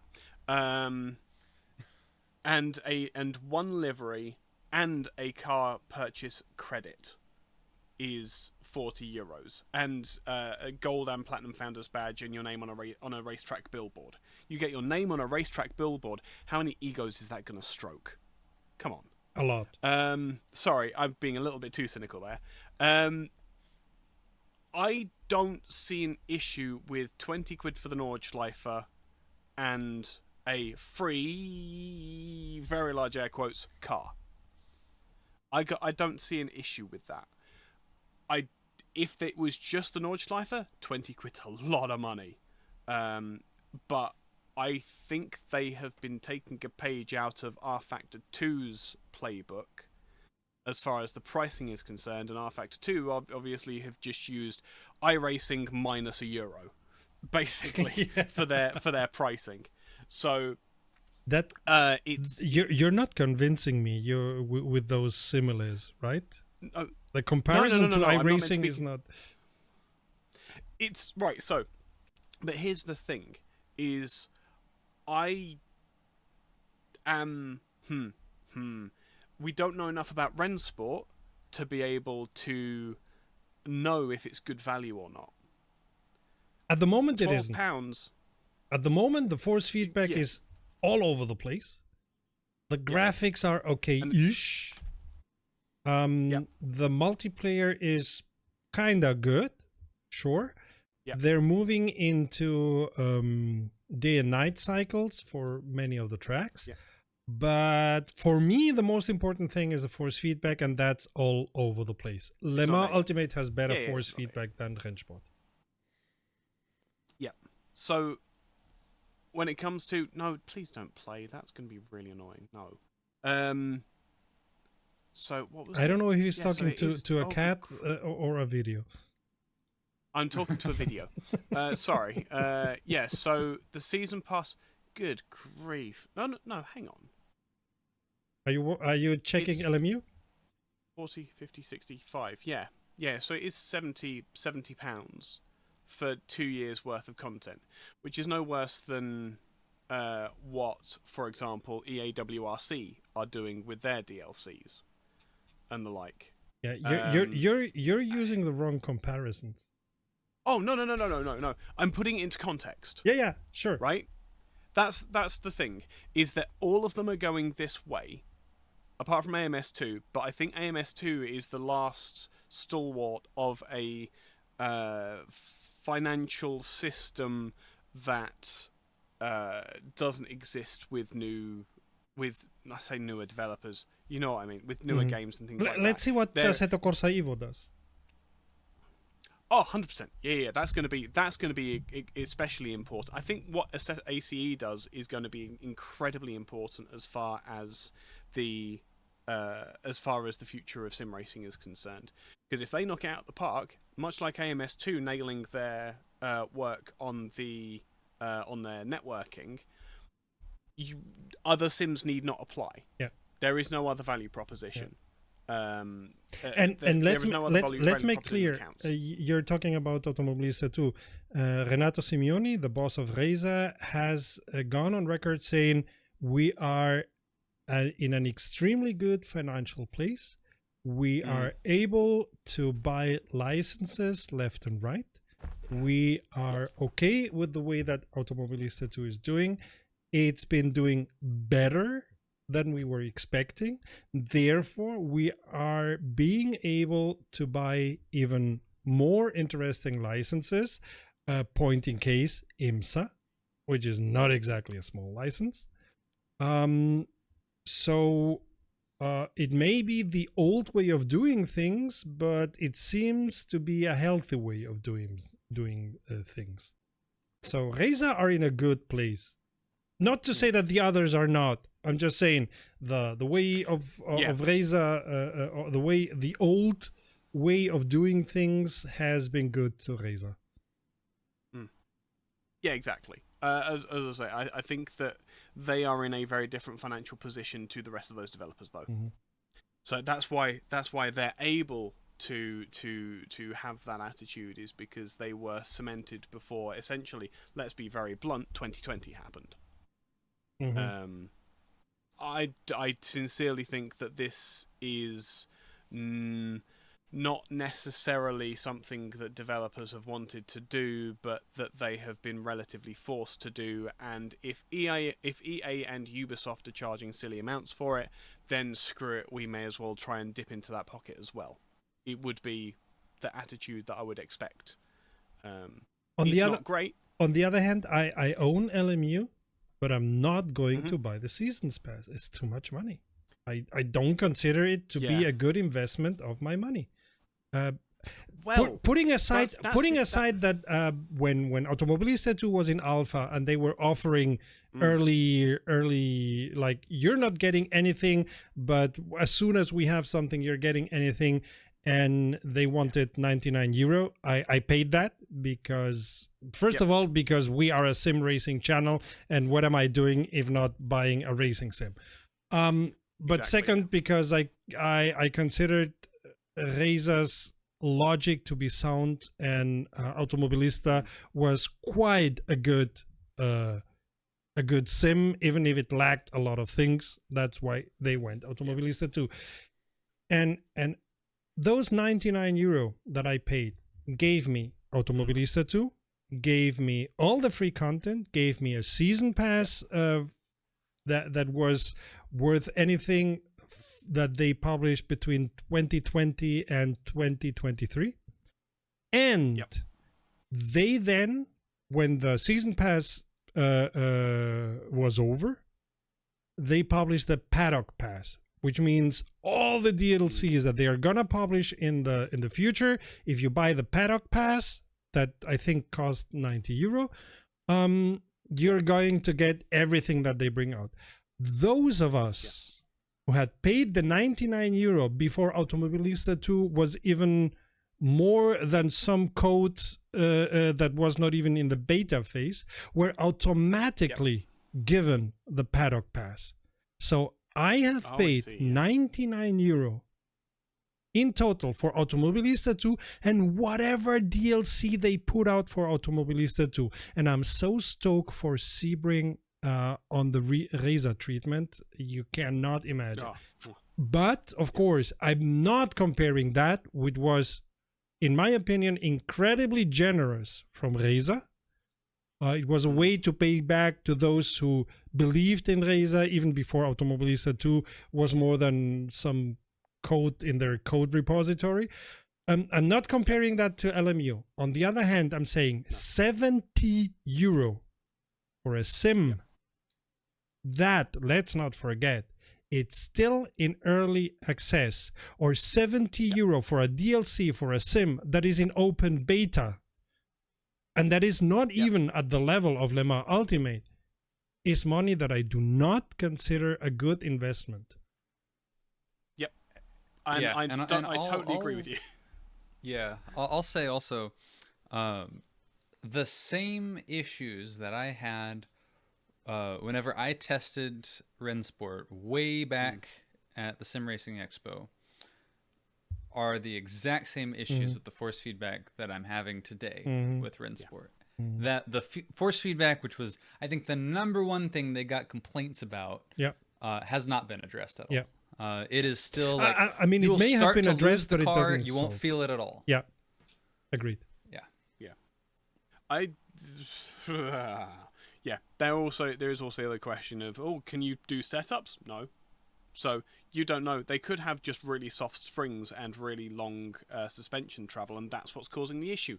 You don't know. You can't do that. Anyway, that's not the subject of discussion. The thing is that you have to really believe in the sims and the developers. And Rensport are, with respect, no one. We don't know their history. We don't know where their developers came from. Blah blah blah. I'm not saying that they are not no one. I'm saying we know where some of the developers come from. They are the Razor, Kunos. No, Racer. No. Razor and Kunos have community trust. Studio 397 also. I'm not talking about Motorsport games. I'm talking about Studio 397. Yeah, but Studio 397. Yeah, but this is what I mean. This is what I mean is Razor and Kunos have community trust. Rensport has none of that at all. Zero, zilch. Yeah. So for them to be charging anywhere up to 70 quid, they're looking for cash cows, basically. That's what they're looking for, is cash cows to fund the ongoing development. And I mean, that's for one DLC. Like LMU, it's at least I don't know, 40-50 euro for a season pass. 4 DLCs. Yes. No, exactly. That's what I was going to come on to. Is Studio 397. I struggle to say they have community trust. They have a very respect. strong. They have a very strong fan base. Yes, they do. We do not belong to that fan base, but they have. Well, I kind of do.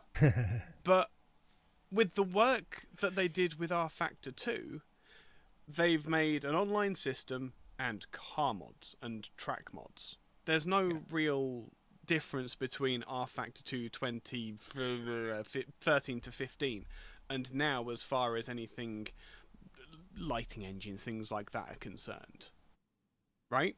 Well, no, so they have put DX11 in. They have and they have done a lot of work in, especially in lighting and so on. They have done these what was it called? I don't remember now. They have a special name for that. They PBR. have redone. PBR.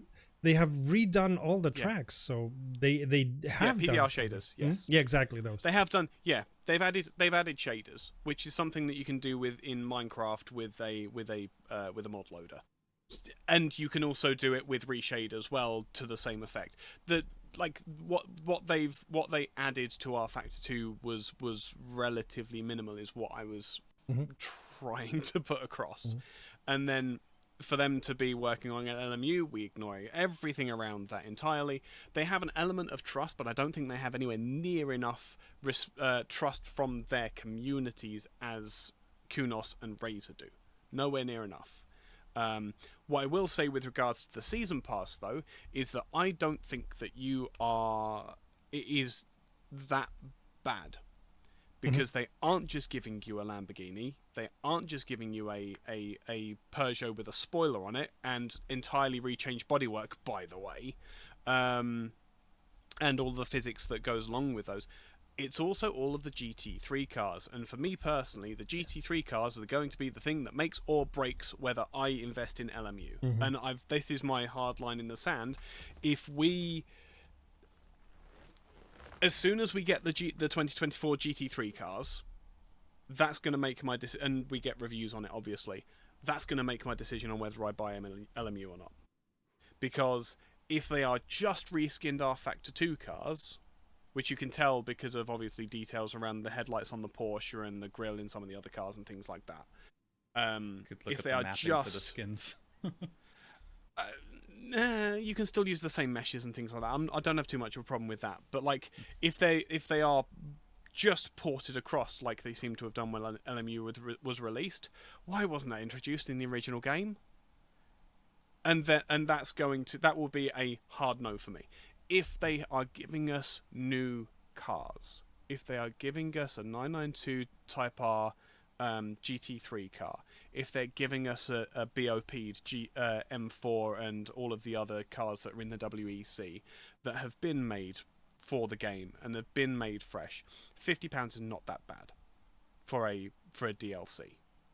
Because you have to remember, you're getting everything from McLarens to Lamborghinis to Mercedes to BMWs, I think. Yep. Are in Yep. the WEC. Yeah, Mhm. they can. There was one that Ferrari. You get the new Ferrari as well, the 296 GT3.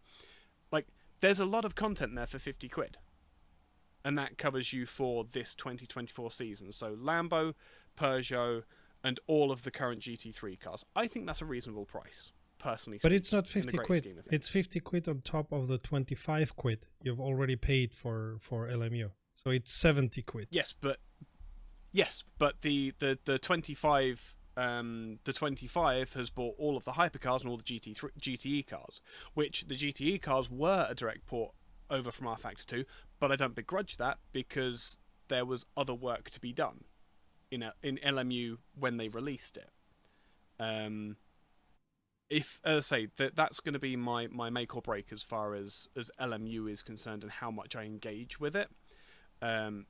Because 50 quid's a lot of money, but but 50 quid they could do a lot with, or they could do nothing with it, and that's going to be the balance point as far as I'm concerned. I mean, let's see, for example, how much Assetto Corsa Evo costs.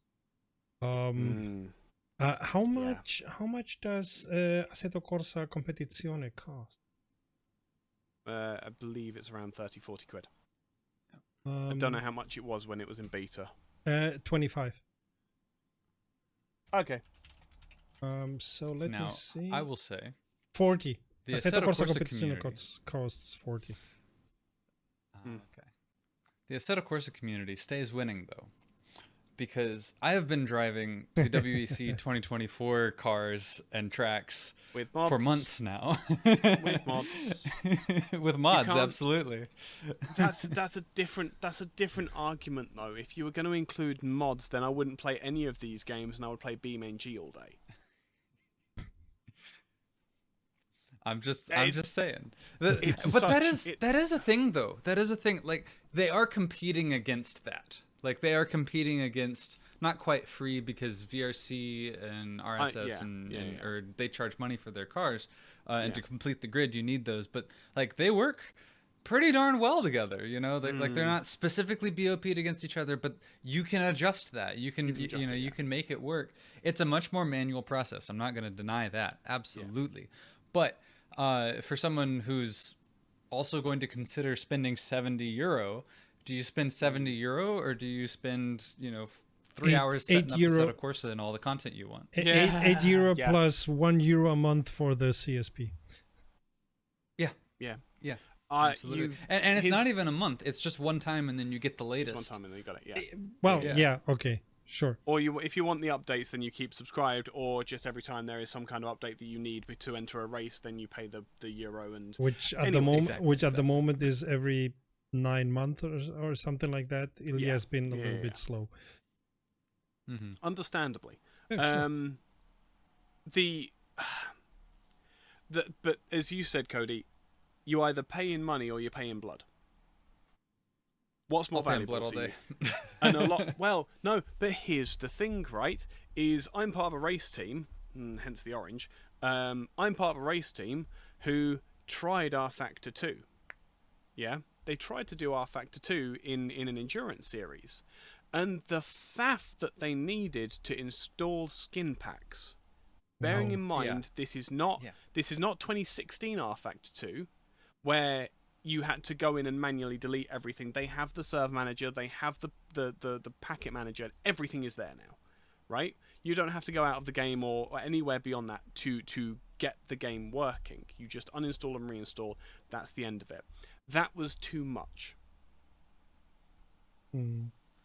R Factor 2's implementation is still weird.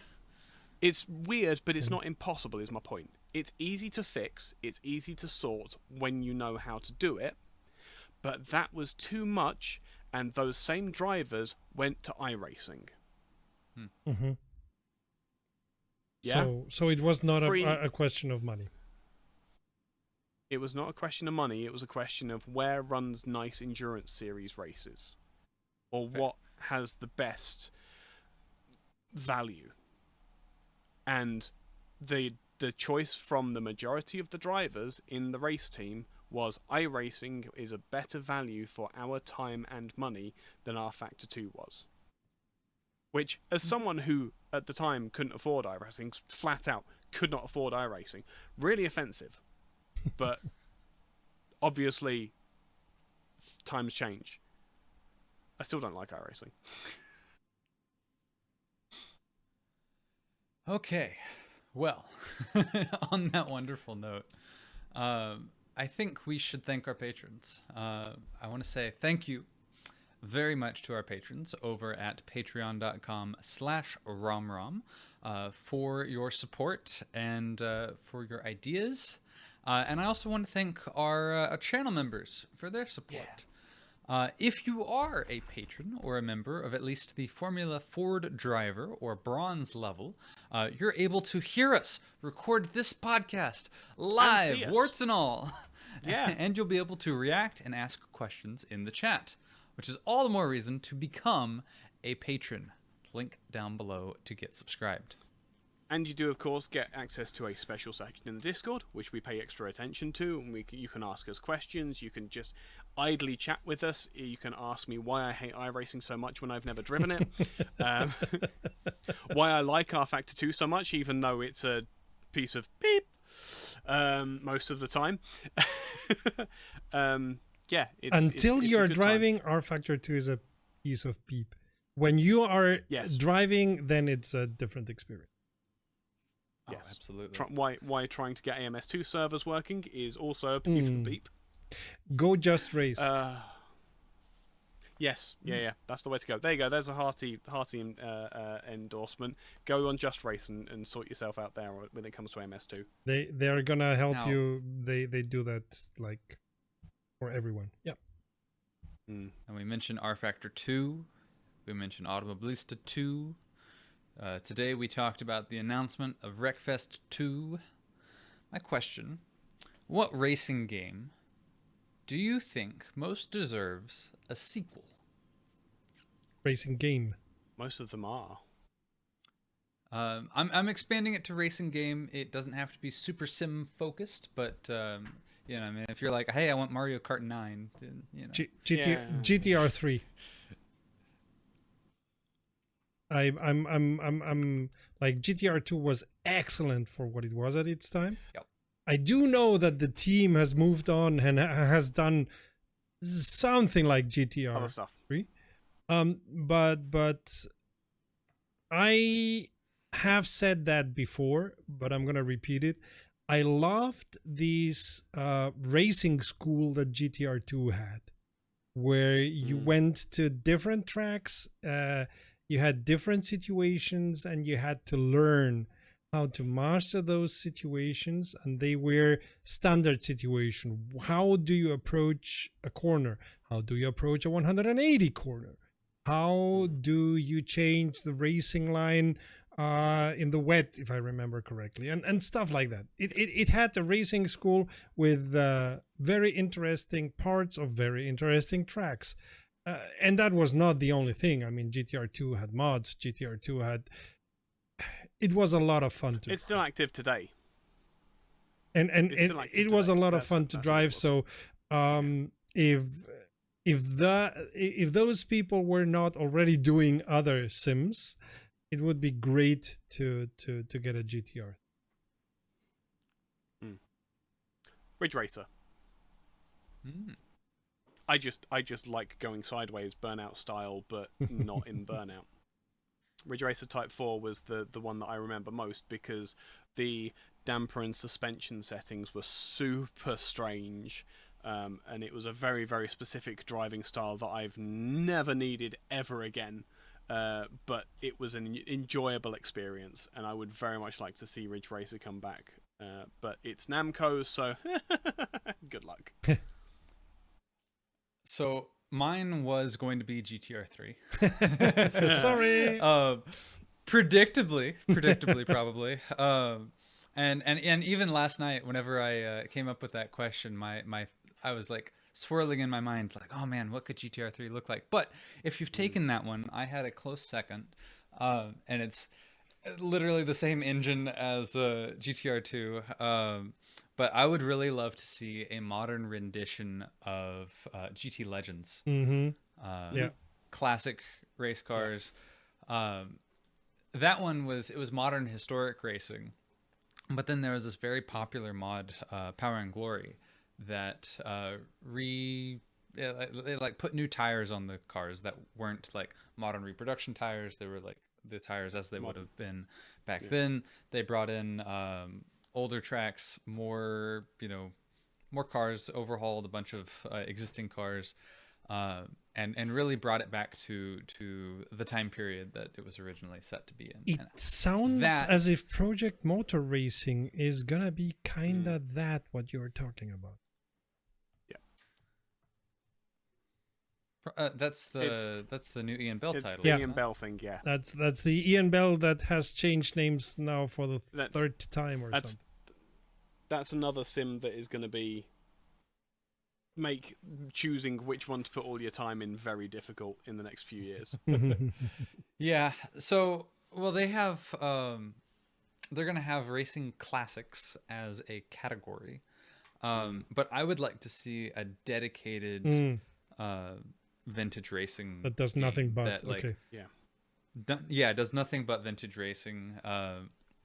And I would want to see that time period go from post-war, like 1950, all the way to like 1982, whenever we switched over to Group C cars.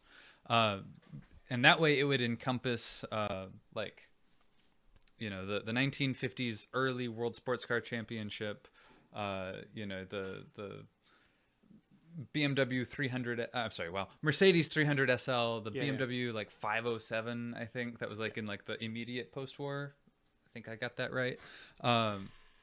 You know, those sorts of cars, you know, all the way up to, you know, the Corvette versus like the Aston Martin DB3s in like 1960, you know, all the way up to like Group 5 racing, with, you know, the big turbocharged Porsche 935 K3s and K4s, versus the, you know, the BMW 2002 Tii Group 5, like weird monstrosities. That range of cars that has been represented in Sims before, but almost always as modded content. They're in Assetto Corsa, but it's the DRM revival mod. It's, you know, 1960s cars from AC Legends and now WSC Legends, mostly the same team. And then it was in GTR2 and GT Legends as modded content as well. You know, I raced through like the 1966 World Sports Car Championship season nice. In GTR2, and that was great. But there were a lot of things that felt really dated about that. So a modern GT Legends would be, you'd never see me again. You'd never see me.